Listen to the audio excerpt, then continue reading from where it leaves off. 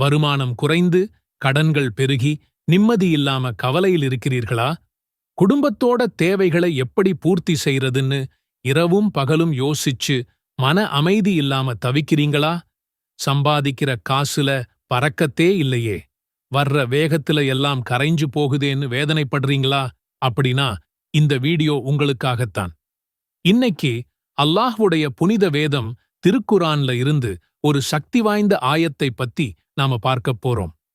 இந்த ஆயத்தோட உண்மையான அர்த்தத்தை நாம புரிஞ்சுக்கிட்டோம்னா, அல்லாஹ் நாடினால் நம்ம வாழ்க்கையில இருக்கிற எல்லா கஷ்டங்களுக்கும் ஒரு வழியை பிறப்பித்து நாம கற்பனை செஞ்சு கூட பார்க்காத வழிகளிலிருந்து ரிஸ்க், அதாவது வாழ்வாதாரத்தோட கதவுகளை திறப்பான். மனிதனா பிறந்த எல்லாருக்குமே கவலைகளும் கஷ்டங்களும் வாழ்க்கையோட ஒரு பகுதிதான். குறிப்பா இந்த காலத்துல பொருளாதார தேவைகள் ரொம்பவே அதிகமாகிடுச்சு. விலைவாசி உயர்வு, பிள்ளைகளோட படிப்புச் செலவு, மருத்துவச் செலவு, திடீர்னு வர்ற கடன்கள்னு நம்மள சுத்தி இருக்கிற பணக்கஷ்டம் நம்ம நிம்மதியையே கெடுத்துடுது. பல நேரங்கள்ல நாம எவ்வளவுதான் கடுமையா உழைச்சாலும் நேர்மையா சம்பாதிச்சாலும் நம்ம தேவைகளை பூர்த்தி செய்ய முடியறதில்ல. கடன்கள் கழுத்தை நெரிக்குது. யார்கிட்ட உதவி கேட்கிறது, இந்த சூழல்ல இருந்து எப்படி வெளியே வர்றதுன்னு தெரியாம ஒரு விரக்தியான மனநிலைக்கு தள்ளப்படுறோம். இந்த விரக்தியில சிலர் தவறான வழிகள்ல கூட போக நினைக்கிறாங்க. வட்டிக்கு கடன் வாங்குறது, நேர்மையற்ற முறையில சம்பாதிக்கிறதுன்னு ஷைத்தானோட வலையில சிக்கி இந்த உலகத்தையும் மறுமையையும் இழந்துடுறாங்க.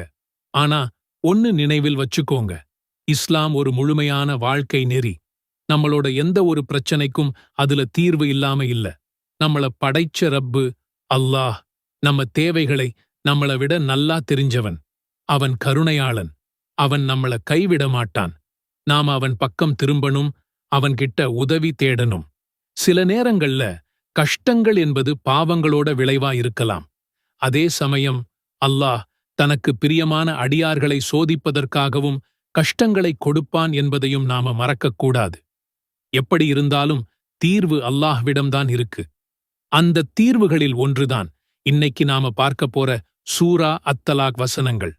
இது சும்மா ஒரு வசனம் இல்ல, இது அல்லாஹ் தன் அடியார்களுக்கு கொடுக்கிற ஒரு நேரடியான வாக்குறுதி, நம்பிக்கையோட திறவுகோல். அந்த மகத்தான வாக்குறுதி என்ன தெரியுமா? அது சூரா அத்தலாக், அதாவது 65வது அத்தியாயத்தின் 2 மற்றும் 3வது வசனங்கள். அல்லாஹ் சொல்றான், பிஸ்மில்லாஹிர் ரஹ்மானிர் ரஹீம், வமன் யத்தகில்லாஹ யஜ்அலு லஹு மக்ரஜன் வயர்சுக்ஹு மின் ஹைது லா யஹ்தஸிபு. யார் அல்லாஹ்வுக்கு அஞ்சி தக்வாவோடு நடக்கிறாரோ அவருக்கு அவன் நெருக்கடிகளிலிருந்து வெளியேற ஒரு வழியை உண்டாக்குவான். மேலும் அவர் எண்ணி பார்த்திராத இடத்திலிருந்து அவருக்கு வாழ்வாதாரத்தை, ரிஸ்கை அளிப்பான். சுப்ஹானல்லாஹ், என்ன ஒரு அற்புதமான வாக்குறுதி! இது வேற யாருடைய வார்த்தையும் இல்ல, இந்த உலகத்தையே படைச்ச அல்லாஹ்வுடைய வார்த்தை. இந்த வசனத்தை சாதாரணமாக கடந்து போயிடாதீங்க. இதுல 2 மிகப்பெரிய வாக்குறுதிகளை அல்லாஹ் நமக்கு தர்றான். உங்க வாழ்க்கையில என்ன பிரச்சனை இருந்தாலும் சரி, அது கடன் சுமையா இருக்கலாம், தீராத நோயா இருக்கலாம், குடும்பப் பிரச்சனையா இருக்கலாம், எதுவா இருந்தாலும் அதிலிருந்து வெளியே வர்றதுக்கு ஒரு வழியை நானே உண்டாக்குவேன்னு சொல்றான். 2வதா, நீ கற்பனை கூட செஞ்சு பார்க்காத, நீ எதிர்பார்க்காத வழிகள்ல இருந்து உனக்கு தேவையான வாழ்வாதாரத்தை, ரிஸ்கை நான் தருவேன்னு சொல்றான். இந்த வாக்குறுதி யாருக்கு? எல்லாருக்கும் கிடைக்குமா? இல்ல. அல்லாஹ் ஒரே ஒரு நிபந்தனையை மட்டும் வைக்கிறான். அதுதான், யார் அல்லாஹ்வுக்கு அஞ்சுகிறாரோ. அந்த ஒரு வார்த்தையில தான் இந்த முழு ஆயத்தோட ரகசியமே அடங்கியிருக்கு. தக்வான்னா என்ன? நம்மள நிறைய பேர் தக்வான்னா சும்மா அல்லாஹ்வுக்கு பயப்படுறதுன்னு மட்டும் நினைக்கிறோம். ஆனா அது முழுமையான அர்த்தம் இல்ல. தக்வா என்பது வெறும் பயம் மட்டுமில்ல, அது ஒரு உணர்வு நிலை. அல்லாஹ் நம்மள எல்லா நேரத்திலையும் எல்லா இடத்திலையும் பார்த்துக்கிட்டு இருக்கிறான்ற முழுமையான உணர்வோட வாழுறது. ஒரு சின்ன உதாரணம் சொல்றேன். ஆள் நடமாட்டமில்லாத ஒரு ரோட்ல நீங்க போறீங்க. அங்க ஒரு டிராஃபிக் சிக்னல் இருக்கு. சுத்திலும் போலீஸும் இல்ல, கேமராவும் இல்ல, யாருமே உங்கள பார்க்கல. அந்த நிலைமையில சிகப்பு விளக்கு எரிஞ்சா நீங்க வண்டிய நிறுத்துவீங்களா இல்ல போயிடுவீங்களா? உங்களை யாரும் பார்க்கலனாலும் சட்டத்தை மதிச்சு நீங்க வண்டியை நிறுத்துனீங்கன்னா அதுதான் அந்த சட்டத்தோட மேல உங்களுக்கு இருக்கிற மரியாதை. இதே போலதான் தனிமையில இருந்தாலும் சரி, கூட்டத்துல இருந்தாலும் சரி, ராத்திரியில பகல்ல நம்ம ஒவ்வொரு சொல்லையும் செயலையும், ஏன் நம்ம மனசுல நினைக்கிறத கூட அல்லாஹ் பார்த்துக்கிட்டு இருக்கான்ற உணர்வோட அவன் தடுத்த ஹராமான காரியங்களை விட்டு விலகி அவன் சொன்னதை செய்யறதுக்கு பேர்தான் தக்வா. இந்த ஆயத்தை நம்ம எப்படி நம்ம வாழ்க்கையில நடைமுறைப்படுத்துறது? முதல்ல இது ஒரு மந்திரம் இல்லைன்னு புரிஞ்சுக்கணும். சும்மா இந்த வசனத்தை 100 தடவை 1000 தடவை ஓதினா பணம் கொட்டும்னு நினைக்கிறது தப்பு. இதோட உண்மையான சக்தி தக்வாவுல தான் இருக்கு.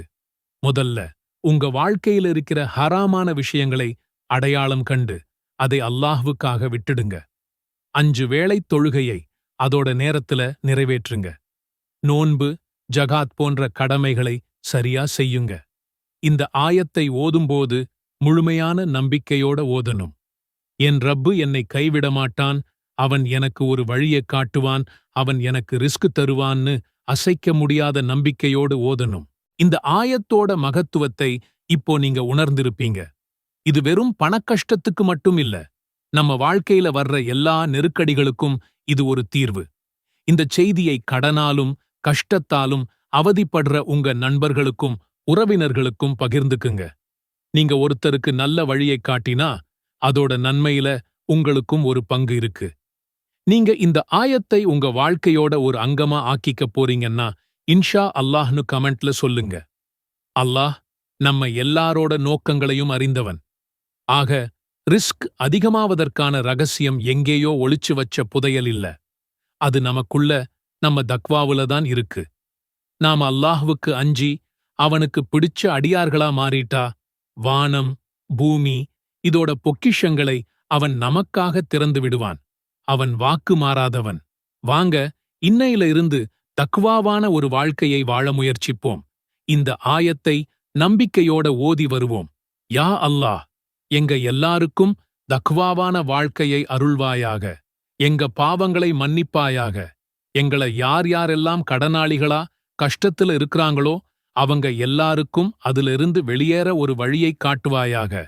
நாங்கள் எதிர்பார்க்காத வழிகள்ல இருந்து பறக்கத்தான ஹலாலான ரிஸ்கை வழங்குவாயாக. எங்க எல்லாரோட இந்த உலக மறு உலக வாழ்க்கையை சீராக்கி அருள் புரிவாயாக. ஆமீன் யா ரப்பல் ஆலமீன். பிஸ்மில்லாஹிர் ரஹ்மானிர் ரஹீம். ومن يتق الله يجعل له مخرجا ويرزقه من حيث لا يحتسب. بسم الله الرحمن الرحيم.